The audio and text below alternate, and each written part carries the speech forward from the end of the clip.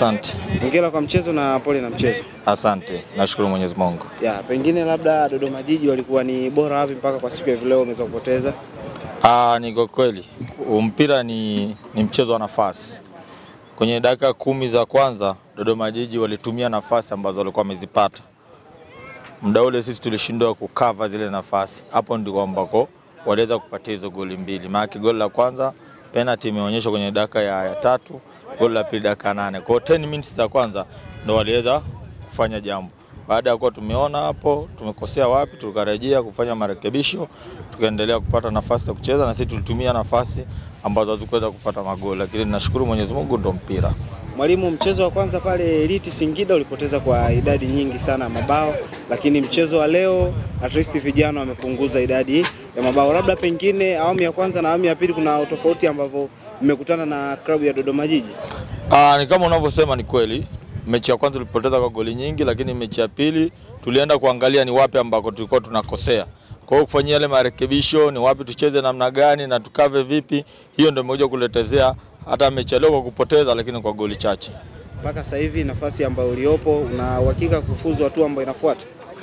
Kimpira na mpira uongopi, kimahesabu hatuna hiyo nafasi. Kwa hiyo sisi lazima tufanye sehemu ya kanuni, lazima tucheze sababu ni mpira. Hata kama huko kama listi ya mwisho wa pili kutoka mwisho, lazima ucheze kwa taratibu za kimpira.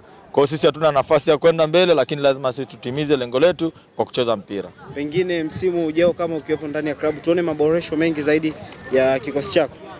Yani kuna mazingira kwenye mpira, kuna wachezaji namna wanavyofanya nao kazi, wanakuwa na kuna namna ambako unaona labda kuna changamoto, mnatafuta wachezaji wengine kukava ile nafasi. Lakini kikubwa vijana wameonyesha kwa uwezo wao, nafikiri ninavyozidi kuwapa muda mwingine kucheza zaidi, wanaweza kawa bora zaidi kwa msimu ujao na tutakuwa na jambo kubwa zaidi. Sawa, nikushukuru mwalimu.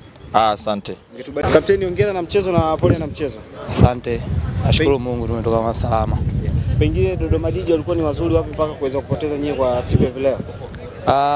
Kiufupi kwamba wenzetu walikuwa bora kipindi cha kwanza, wametumia makosa ambayo tulifanya sisi. Kwa sababu magoli yote tumeruhusu kipindi cha kwanza, kipindi cha pili tumejiuliza, kipindi cha pili hatujaruhusu goli lote na tumeweza kucheza kabisa. Game ya nyumbani zidi ya Dodoma Jiji mlipoteza kwa idadi ya mabao mengi, lakini mchezo wa leo mmeweza kupunguza idadi ya mabao. Labda pengine ni nini ambacho mmeweza kugundua kwenye mchezo wa kwanza na huu mchezo wa pili?